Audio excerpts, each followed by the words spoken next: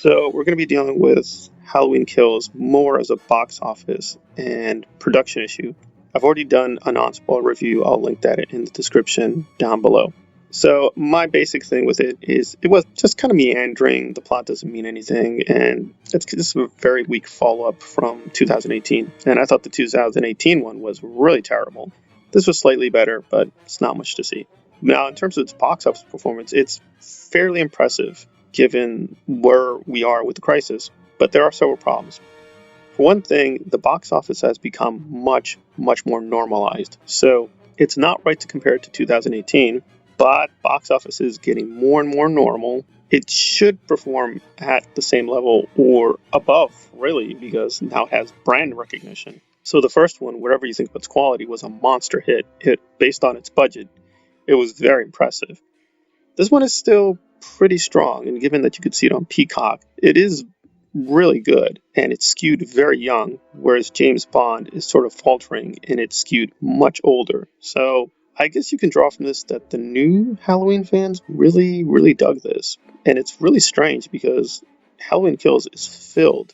They brought tons of people from the older cast, even the Halloweens that no longer exist. So we've got people from Halloween 1, Halloween 2, and they've played this trick before with H2O, so it's nothing innovative, but it's interesting. I guess some of the new fans like all these nostalgia moments because that's really what Halloween Kills is. It's a lot of clips from the 1970s being reconstructed, so it's very strange. So it's kind of an interesting question. Like, is theatrical worth preserving even if the films are not that good? Because it's also narrowing what kinds of films do well, because Ridley Scott's The Last Duel, which I find really intriguing, that's doing very poorly. So you're kind of like, okay, we're maintaining the theatrical experience. It's not going away. People think it's just magically going to disappear. No, it's going to be with us, but it seems like it's just going to be genre films and MCU films, and maybe here and there a serious film like Dune that's going to be able to survive. But basically, it's very narrow now. It's kind of interesting where we are. But on a final note, people think that Universal messed up with the Peacock thing.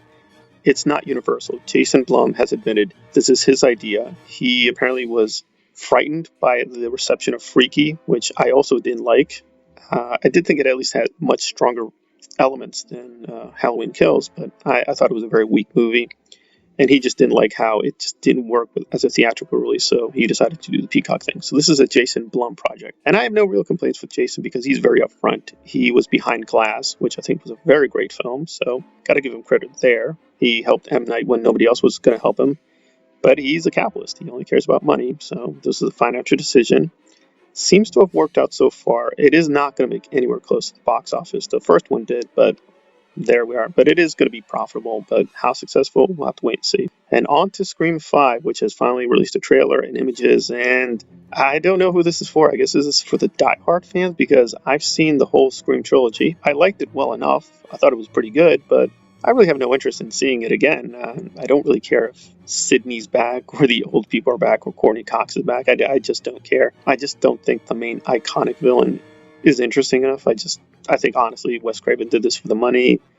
He had some innovative moments. I think Scream 2 was actually very good. But the Scream thing as a whole, the Scream universe, I just don't care. It just seems like, okay, some are well done, some are less well done. But really, there's not like a really deep mythology behind this. It's just the Ghostface thing shows up, he kills people. New people show up, he kills those people. Some survive, they fight back. It's a very simple formula. At least in the 1990s, it had this meta postmodern twist that people are aware of the conventions of the serial killer formula. So they're like, okay, they find ways of fighting back, but that's been done. So, these new people don't come off as impressive. Again, you are into nostalgia. It's funny how they're recreating the moments. Like one of the Hispanic girls, she looks like recreating the Drew Barrymore scene. There's that if you like that kind of stuff, but it just seems very tired, very uninteresting. And they are kind of signaling they don't even care about this thing because this thing has been finished. Like Halloween Kills was delayed for good reasons.